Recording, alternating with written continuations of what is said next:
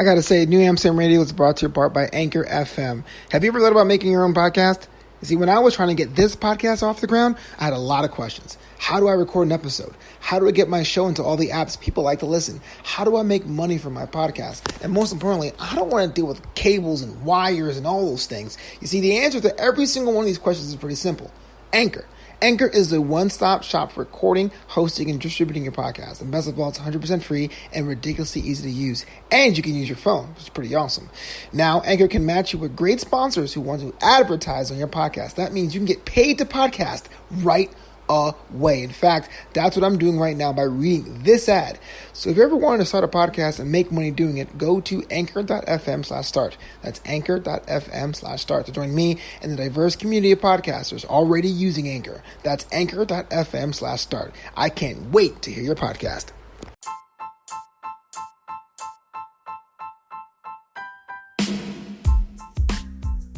Welcome back to New Amsterdam Radio, the podcast for creatives.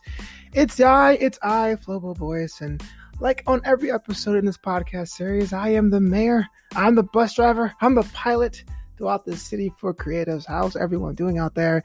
It's time for the fall. I'm sure you have some of those year-end pushes, whether you are a writer doing NaNoWriMo or trying to make your homemade crafts ready in time for the Christmas holidays.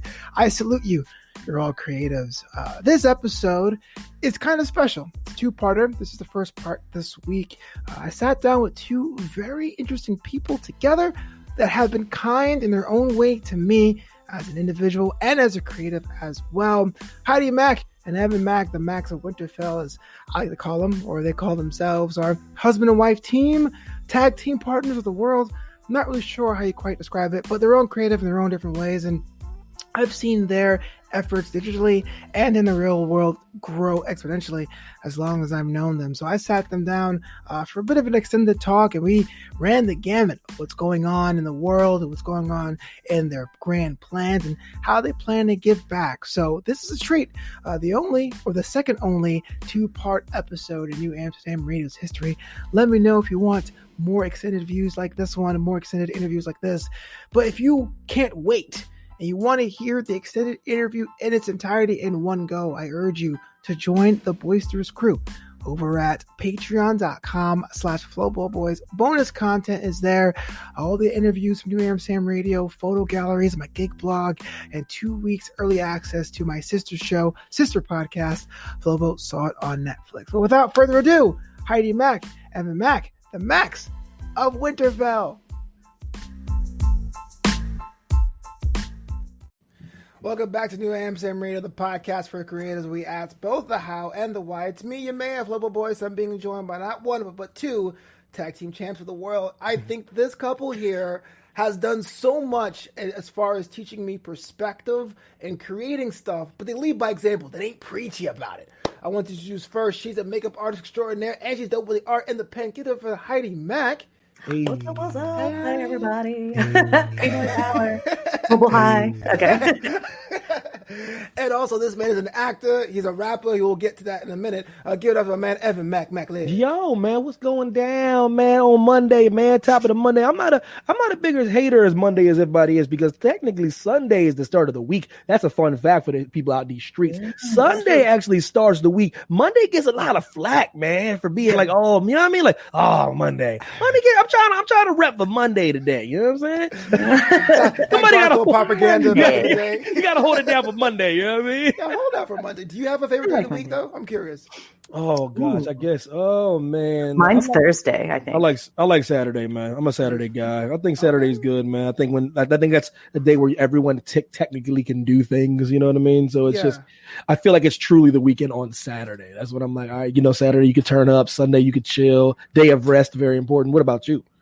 Man, as a kid, I was into Thursdays because, I didn't have cable. Thursday's a good day. I didn't have cable, so SmackDown was Thursday, Yeah, it was. It was. Was it on Thursday? But I didn't see, but when I was, right, it's changed over the years. As I was younger, it was TGIF.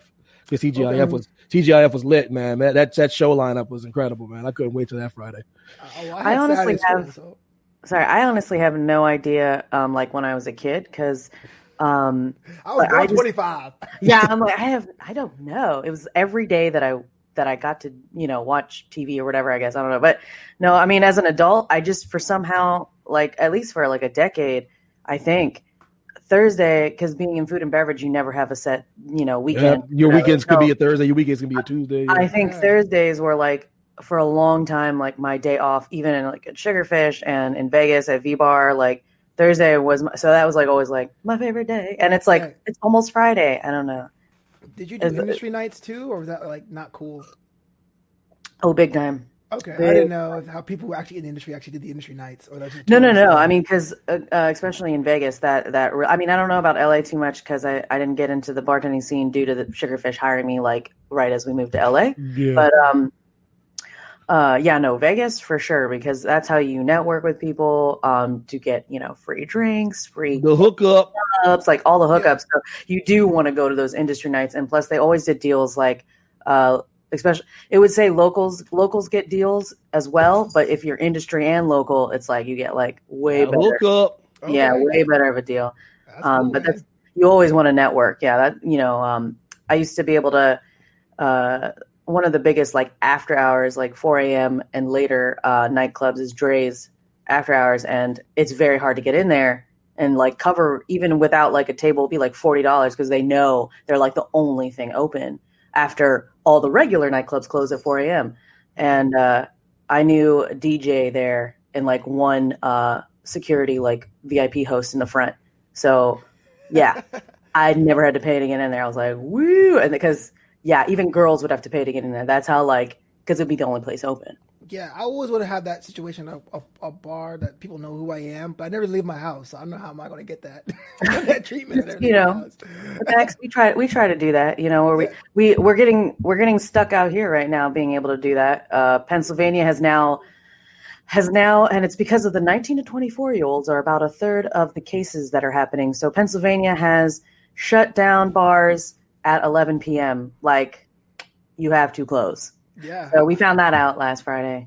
Oh, Dad, how does that work? Like, old kids is out there gallivanting the street buying Travis Scott meals. It's around the Philly area. It's mostly Philly, yeah. It's not like when you look at the map, it's like Philly and expanding.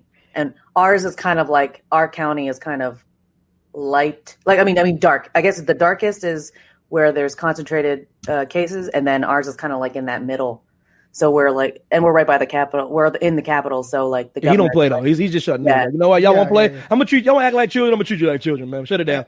That's what's up. And then I respect it, bro. I'm saying I respect it in some way, man. People like, this is ridiculous. Well, not really. That's the same thing happened when I was growing up. If you didn't know how to act, this is how we gonna treat you. My dad's like, yo, you know what to act? Okay, so I try to treat you like an adult. You act like a child. I'm just gonna take away your privileges. Right, because I'm an individual. Because even before that, we can't sit at the bars either. So we can't make friends with the bartenders like the Macks usually try to tend to do. We try to weasel our way. I've seen it happen. We had one. His name was Gage, and he's at Aruga's in Camp Hill. And Gage. Yeah, right. We're getting in there. Slowly weaseling in there. They brought back more. You gotta weasel your way in without looking like a weasel. Teach me how to schmooze, man. I read that ebook. So you're originally from Pennsylvania and you live there now, but there was a couple years we were out here in Los Angeles. That's when we connected as far as like the hosting, acting kind of side of things. Right. Mm-hmm. I got a question to ask you. With the lockdown, with the pandemic, and everyone doing this, does it necessarily matter where to apply your craft now for people who want to be creatives in off-satellite cities? Or with certain kind of pursuits, it's really behooves you to be around other creatives that do something similar, like a Los Angeles, like a New York, like a Miami?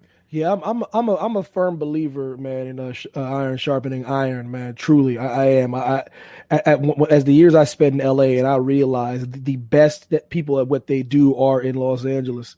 They are, man, or New York. Depending on your craft, New York and Atlanta starting to pop a little bit. Baltimore has a pretty good theater scene as well. There's different places for different things. Down south, there's a couple things for voiceover and things like that. But what I started realizing is that the level of talent is put it like this: it's easier to be a big fish in a small pond than going out to LA and popping. True.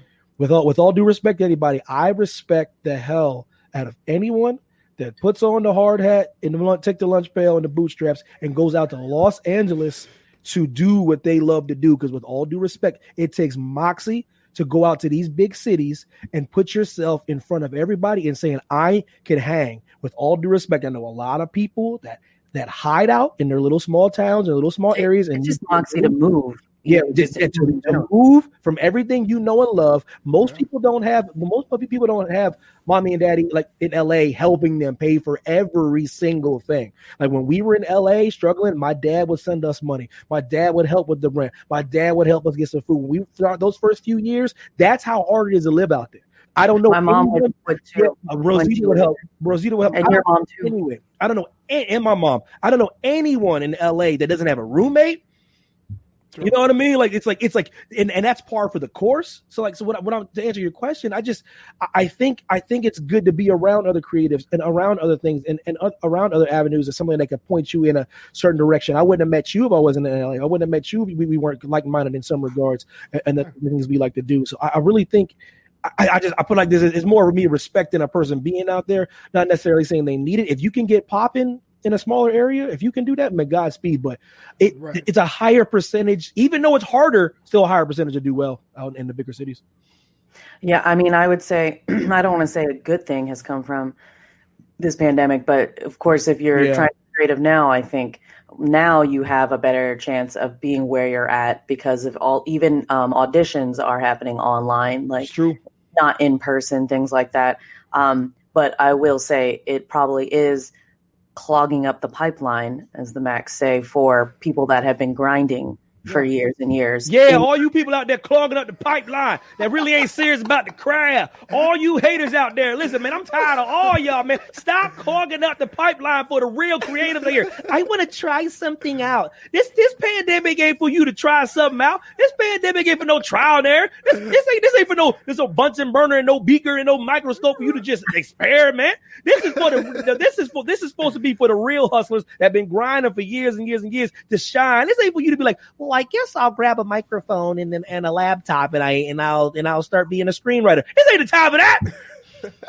I appreciate that because I've been thinking it. I'm glad someone's on the show to say I'll say it, Flobo. You it. keep your integrity, Flobo. You keep your nice guy. I don't want Flobo to be tarnished. Listen, Flobo's a nice guy, but damn it, I'm tired of y'all clogging up the pipeline. Roto Rooter, where are you at? Shout out to Roto Rooter.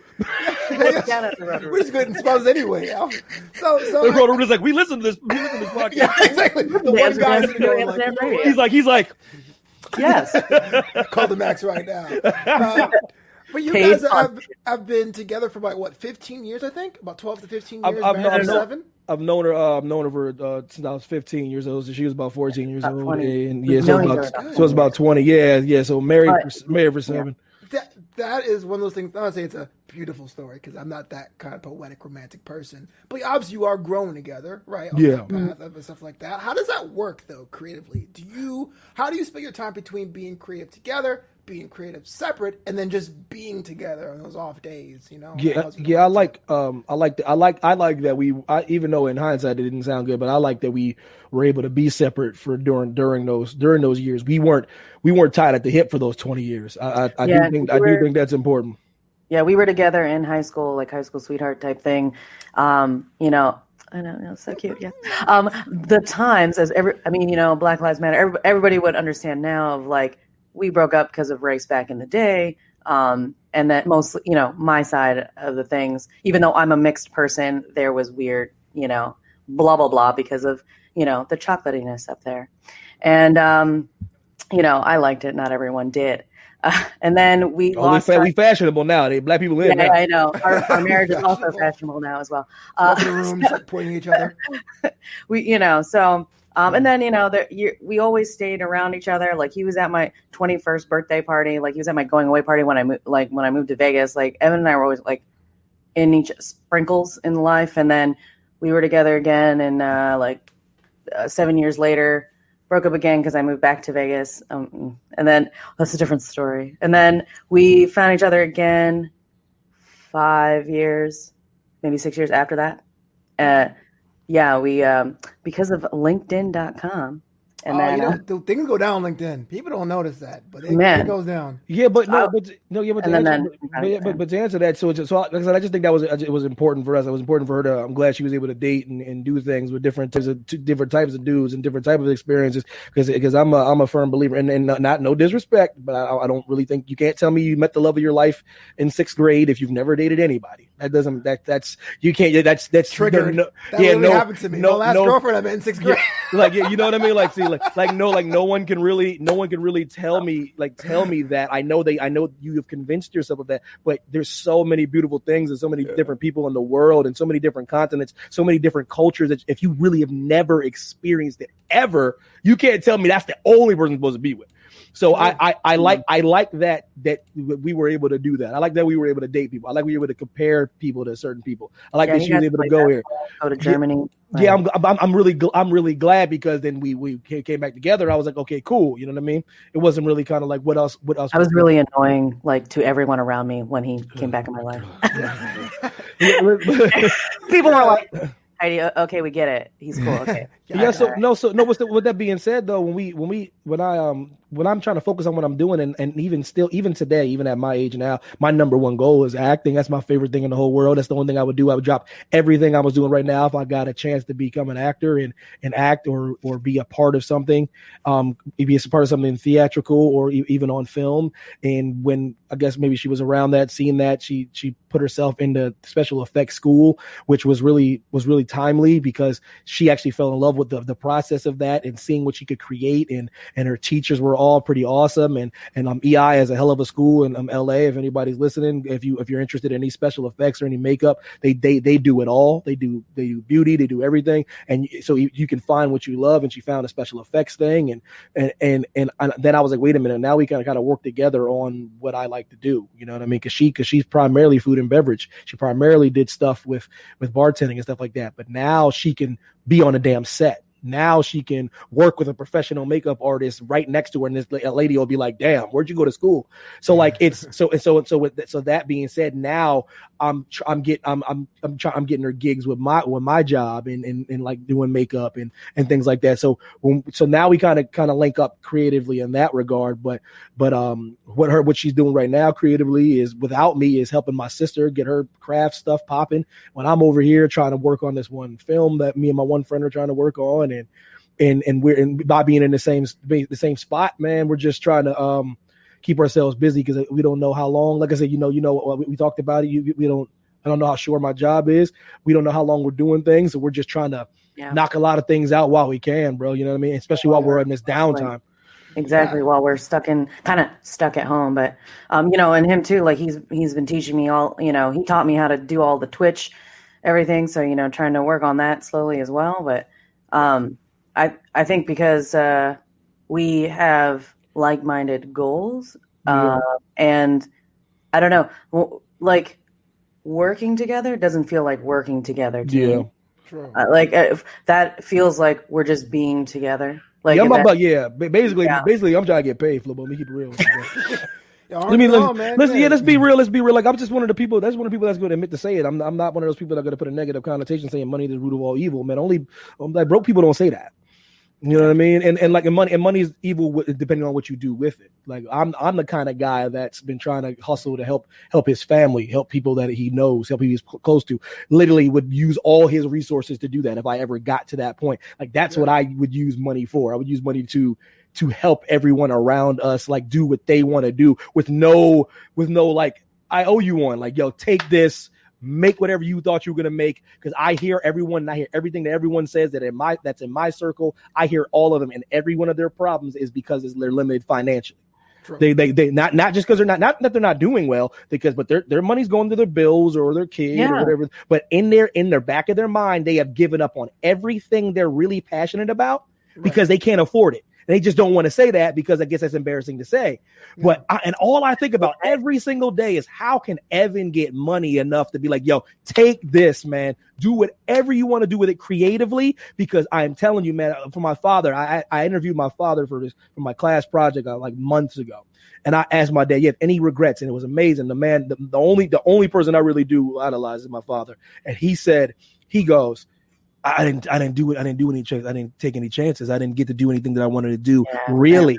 And that's my hero. And I was like, what would he have done if somebody walked up on him like, yo, take this, make this, and he would have played. Yeah, he would have played football. He'd have tried to play football. I was like, yo, but limited resources. So all I think about is trying to help my creative circle, because every single time they're limited, it's because they can't pay for something. Yeah, well, we're like, man, and I don't think it's wrong to be like, yo, money's cool, man. Money's kind of cool, because not for the material part about it, but what it can do for people. You know what I mean? If channeled the right way. So that's literally, I wake up every day, I'm like, damn, how are we gonna get to this point where me and Heidi are cool, so we can just be like, yo, take this. And this is let's do something with it. Time in our life, due to Evan's job, that we have been able to sit and be creative almost as much as we want, like almost, because it's been a struggle, and we struggle. Yeah, man.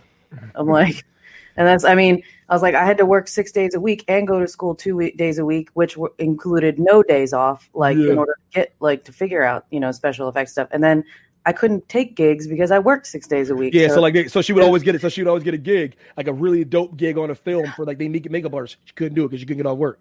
Like that's stressful, man. Like I'm like, damn, that's a gig right there. That's like a legit gig for like a film or a short film or a play or whatever. And she couldn't take it because if she took it, she couldn't be able to pay for the rent that was due because my job wasn't cutting it. Like that kind of stuff, man. That kind of stuff that we think about when it comes to motivations of what we do creatively. So when me and Heidi sit down and we're thinking about what we do creative as a couple, we try to think about how the hell we get us out of this situation, everybody we love out of the situations that they're in, man. And then I'll be straight, because I have like anxiety every damn day, because I'm like, damn it, everybody in my life is not straight. That's one thing I would hang my hat on, man. I'd be like my one friend, he's like, Evan, what do you want to do? I go, man, I just want to make a film. And he's like, so do I. I go, but I know he will never be able to make it unless we get the money to make it. True. Yeah. Never. And that's crazy to me, man. Like that's crazy. It's unacceptable. So that's kind of what me and Heidi kind of brainstorm on like each day. I know, I apologize. We kind of got away from your question a little bit, but we do everything together, so it's great. Okay. No, she's great. She's great. Shout out to Ruder.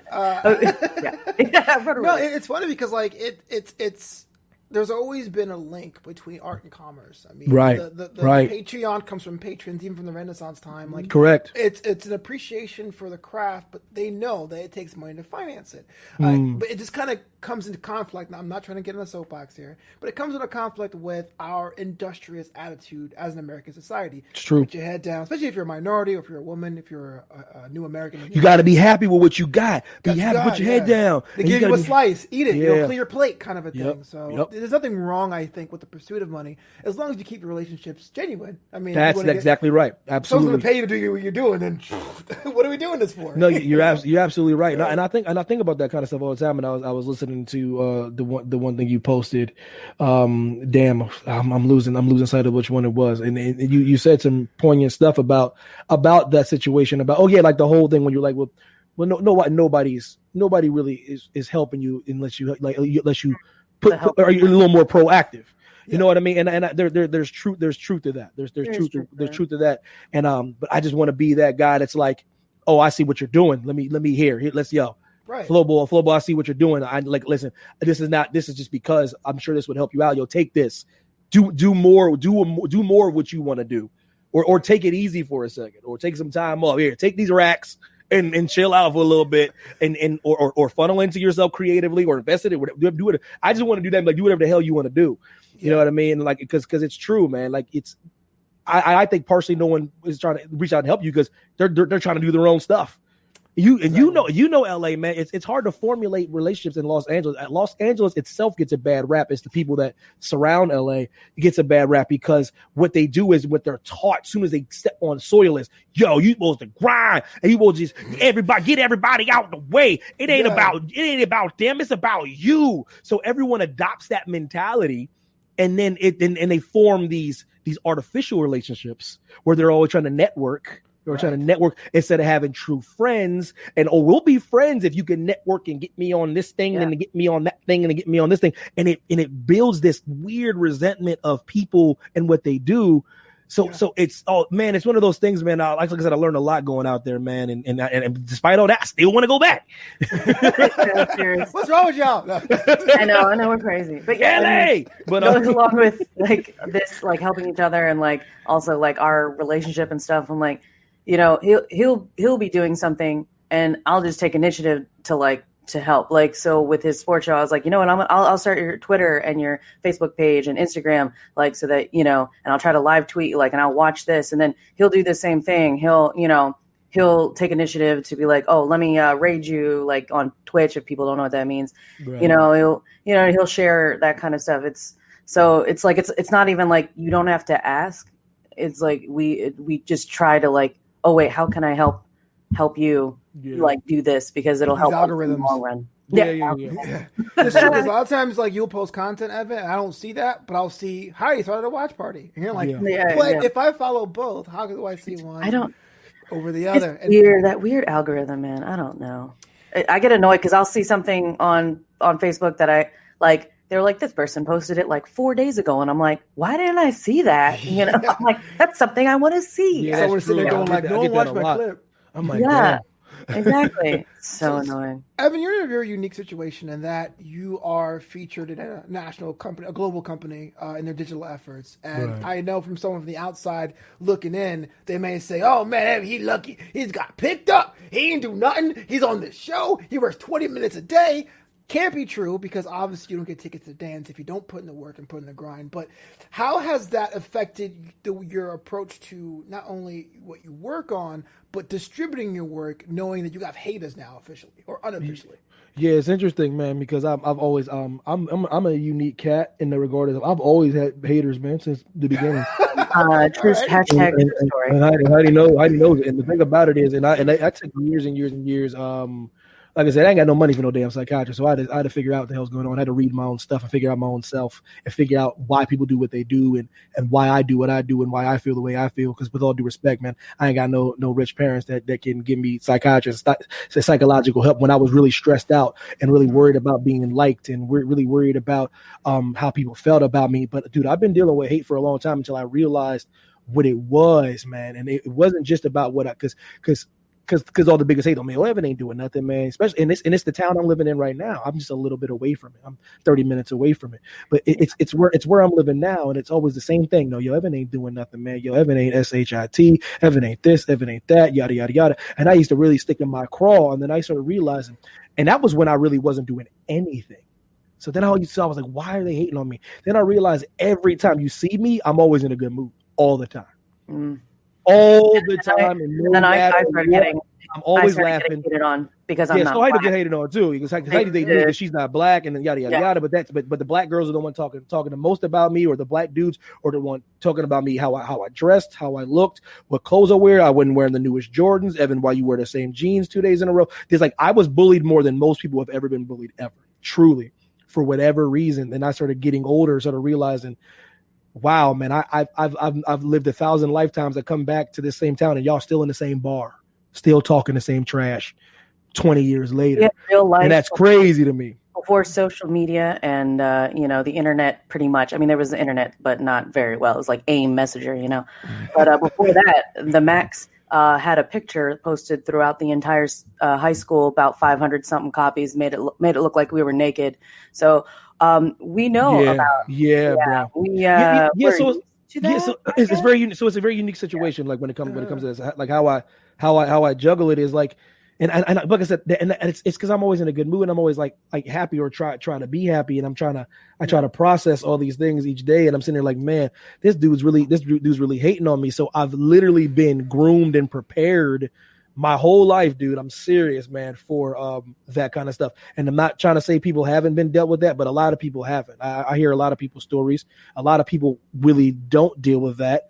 As far as like that's the onslaught of hate I get. That's why when for a celebrity, like a basketball player or somebody really amazing, someone hates them on Twitter that they don't know, they like attack them back.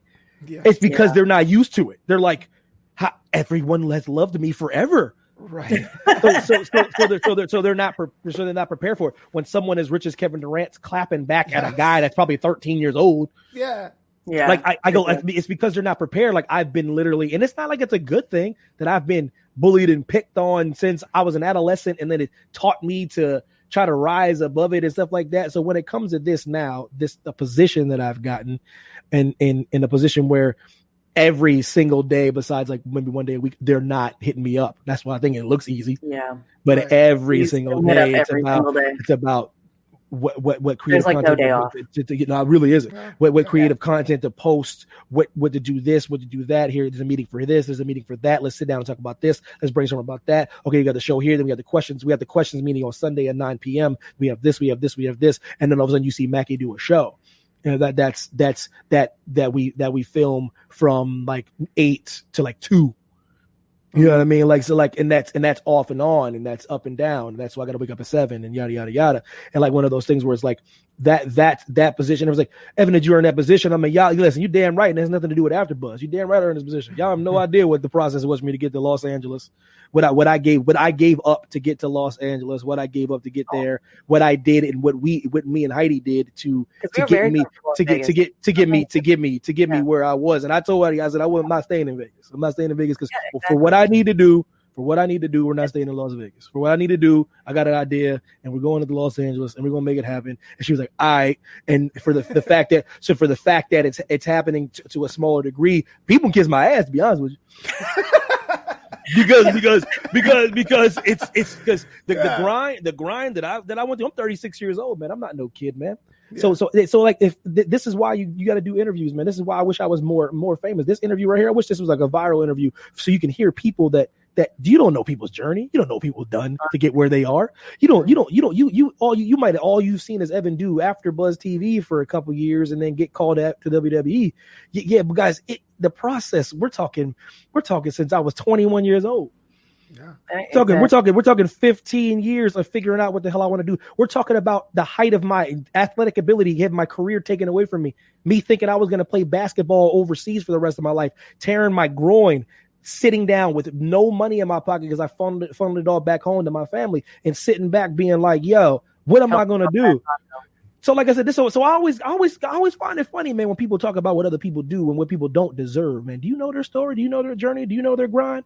And I take it in stride, flowbeto.com, because I'm like, damn, it's been like this since the beginning, bro. And I feed off it now, man. I did the Halloween thing with John Cena, the GOAT thing. And yeah. Black man came on Twitter. It was like, how much is WWE paying you to coon? I'm like, cool. That was a tweet I got. Whoa. And I looked at the tweet, man. I was like, huh. That's all I did. No clap back, no burner account response. Just when you don't respond, it is the most powerful thing you can do. And now, like, it's totally different, because now when if I see a hater online, Twitter, Facebook, that's hating on my husband, I'm like, oh my God, yes, you're getting more famous. All right. You're cheering in the background. Hey, this. Crazy, bro. It's crazy, bro. I was like, you upset at home. That's not affecting I was like, man, that's how you feel, brother to brother. That's how you feel, huh? Man, that's tough.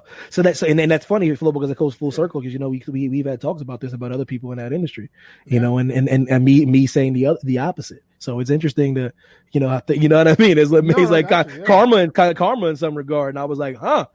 And let me keep my mouth shut. And due to you know Evan's job, I would say also, like, the difference that we've had to do too is also be not just him but me as well, because I am connected to him, being PG, like, in all aspects of our life online. I mean, I never was like a rated R type person. Still, you know, I got to push the envelope with some of these. I got to push the envelope with some of these sketches I like to do, man. I can't do some of the ones I want to do.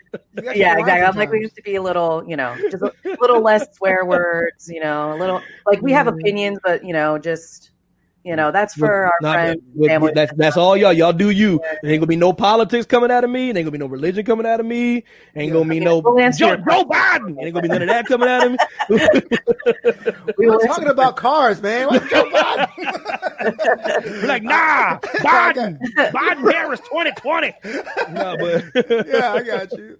Well, Heidi, I want to talk to you right now about your digital presence. I think over the pandemic, it seems the Pino Macks on Twitch, doing things, playing games, watch-alongs. Walk me through that process. I know all of us who are creatives are trying to figure out what platform is the best for them. I'm on like 3 at once because I'm still doing the multi-stream via StreamYard. You know what I'm saying? Why was Twitch like the one you decided to focus on, and how's that been going for you? Oh gosh, sorry, I hit the table. Sorry about that. It's really great. Bam. Well, like previously, like we were talking about, I worked 6 days a week, and if I got a makeup gig, then it was 7 days a week. So it, because of, blessed until it, God willing, it keeps going, because of my husband, I've been able to have more time. So, the Pinot Mac has been able to blossom more, I guess. And, I've always enjoyed video games my entire life. It's just, now it's cool and everything in the last like decade or so. And, I've seen. By the way, I think it's kind of messed up that people can walk in and be nerds now and not get made fun of for it. But hold on, first of all, we're gonna get on a tangent. We gotta sidebar. Hold on, sidebar. Hold on, y'all didn't earn this. Y'all didn't earn y'all stripes. Listen, let me look into the camera real quick. Let me move my microphone. Y'all ain't earned y'all stripes.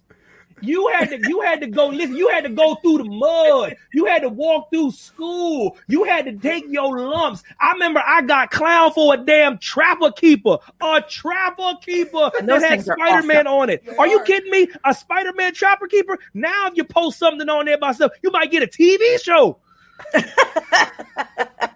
It's true. Flobo, a trapper keeper? I switched to 5-star. I didn't want to get made fun of for that. I had to switch to 5-star. Well, switch to that 5-star, boy. Yeah, I'll make fun of me for this one. But yeah, I feel like there's a war went on, man. Yeah. I can't stand it. Exactly. So it's like I am also half annoyed because as I use my Hooters mug, which is my alma mater of like 6-7 years of my life from Pennsylvania to Vegas and such. Yeah. I had to do that, walk around in scantily clad little shorts and little tank tops to try to make money. When now, girls on Twitch are just like, hey, I never had to do that. Sorry, Heidi. What's a Hooters? So, I was like, I like video games, and I was like, Twitch is, ever booming. A lot of people are on it. And I was just like, let me get in on this. Let's see how, because like I said, I also enjoy anime. So, that was like, I like playing anime video games when I find them. I'm really bad at fighting games, but I will try them. I feel bad for people watching me lose a lot on those. It took some time, especially even with like Evan's schooling. He even, I'm not taking the classes, but he'll talk to me about, things that he's been learning. So same with like branding, that has helped. Being, the Pinot Mac, like literally everywhere on Instagram, on Twitter, on Facebook, like have a Facebook page. Like, I'm really bad at Twitter because like I don't really know what to say, but I do my best. But I also think that I'm getting more followers there also because of Evan. Like I think I'm like wrestling fans are trickling into mine as well. But I mean, I'm probably better on Instagram. Like that's where like I'll get the most hits and likes. And again, it's just trying to make it a whole little bubble. But it's like, and I know my niche, I think, is the anime games and stuff. And also playing games that are not super popular now because usually now when I Twitch, I seem to, that seems to be a good idea for anybody to Twitch and followers every time I'm on. So recently I'm playing Plants vs. Zombies 2 on PS4. The game is so fun, man. I love that game. It's so much fun. And I ended up playing with one of my viewers from France. Oh, cool. Yeah. I thought it was cool, man. Like, oh my gosh, somebody's streaming this. And then he was like, oh, I have PS4. He was like, can we play together? And I was like, sure. I'm pretty newbie at this. Even though I've always had PlayStation since like the PS2, I'm still like, I'd never played like Halo and like the things that you play with people online. I've never really like got into that. Especially because I'm like Evan with first shooter games. I get motion sickness, but I'm also one of the people. I'm old school, man. I like sitting next to people and playing, man. That too. Yeah. We like over Evan's house. That was always awesome. So, man. So it was really fun. Like he was in France, but he was playing, Plants vs. Zombies with me. We were being plants, killing zombies, and you could do the other way. You can be zombies and play and kill plants. It's a lot of fun. It's just not a lot of people are streaming it right now. But I think for me, like that, and like I play Attack on Titan. I play My Hero Academia. My Hero One's Justice. The anime is My Hero Academia, and then he got me Final Fantasy the remastered 7, I believe. Nice. Yeah.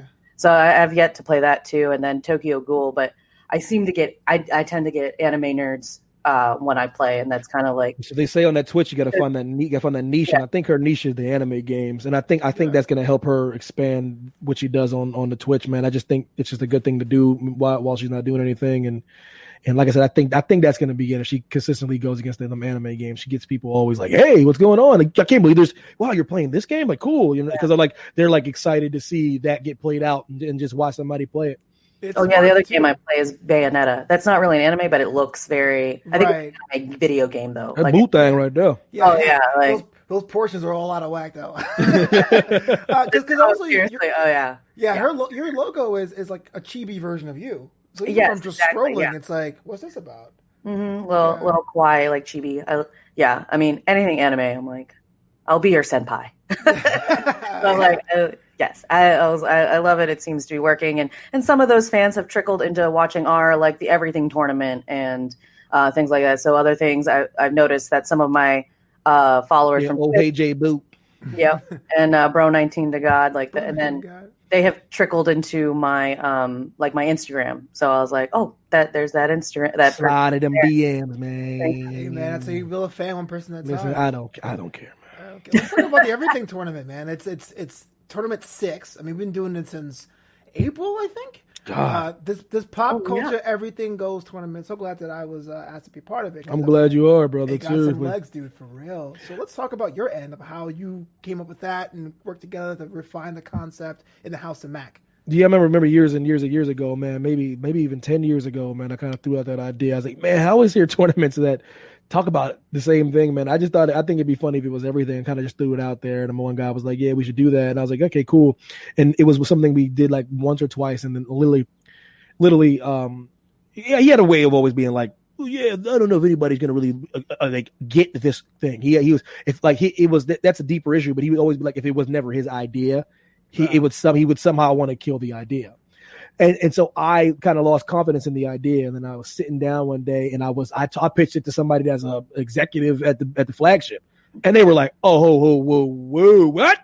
That's hilarious! Yeah, that's hilarious!" I go, "Oh, somebody gets it." He's like, "Oh yeah, you mean it'd be cool if it was like Michael Jordan versus Wayne Gretzky?" I go, "Yeah, like that," because he's from like Sports Network. I go, "Yeah." I said, just like that. It doesn't have to be as broad. I go, "Yeah, it could be centered like that." He's like, "Oh, that's great." By the way. Yeah. Gretzky's that's a bad boy, man. I'm telling you, listen, you young whippersnappers listening to New Amsterdam radio, y'all know about that Gretzky? That's the only name I ever knew. Like that's how you know, but that's how you know he's great. Even no disrespect to MJ, but even when you were growing up, you knew other basketball players' name. When it came to hockey, it was the great one. That's his all. I still know I'm awful. I'm sorry. That is. I mean, that's how you know he's a bad boy, man. Lord, boy, that's just oof. Stars. Wayne Gretzky is a different show. Boy, that boy's special. But no, you know. Then I started thinking about it. You know what, man? Who's the only person I want to do this with, man? Is Flobo. I know Flobo will understand it just from a nerd standpoint. He'll be able to ground this a little bit and even understand how ridiculous this could be while trying to kayfabe it kind of serious and it have legitimate arguments, legitimate debates at points. And then I was like, and it's just a fun thing. Now listen, dude, if I'm telling you, if I had the resources, I'd funnel everything I had into it, man. I'm telling you, because I've been just reading about what gets people, what gets big. It's the people that feel like they have a voice. And that's the thing. And the bigger we be able to make it is the more I would be able to include other people. And it would get bigger and bigger and bigger and bigger and bigger. And we'd be able to, and it'd be something that probably we could sustain. So as of right now, it's just something we do. We get this, the most I've ever seen was like 28 people watching us, which is cool. And it's like I said, that tournament that just argues everything that we can think of. And like I said, I still want to do the sub tournament Flobo with you. Like I don't know if it's all Disney stuff, man, to crown the greatest Disney thing. Yeah. Girl Jasmine needs retribution, but Captain Hook's Hook or whatever the hell you want to argue. Yeah. And like, cool. You know what? Yeah. And I just think it's a really cool thing to do while we have downtime, man. Like I said, we're doing everything remotely. And I think this is the perfect time to start experimenting with things remote, because we're doing things remote. I'm on backstage every now again, maybe every couple of days, and I'm looking at a lot of auditions. A lot of auditions things are starting to come back to normal in Hollywood, but I'm still seeing a lot of the auditions on backstage being like remote film we're doing, remote show, remote this. Do you have a microphone? Do you have headphones? Do you have a camera? I'm like, okay, so this is the time to start throwing things out there. If casting agencies and production companies are asking you to have the things that we're doing New Amsterdam Radio on right now. Mm-hmm. So I think it's a good time to like play around with something like the Everything Tournament and figure out what the hell we can do.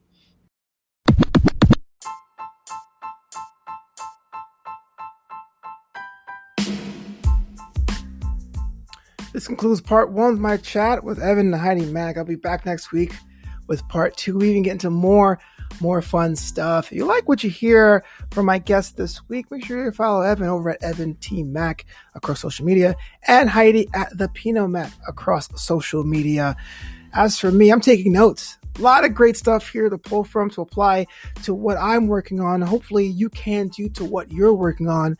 This is what this whole podcast is about. This is what the city is about. The City for Creatives, New Amsterdam. If you have an idea, meet someone, talk to them, reach out to them, see how you can collaborate. How can you talk shop? How can you be the iron that sharpens the other slice of iron? Like I said, I'll be back next week. But until next time, as always, the city is yours.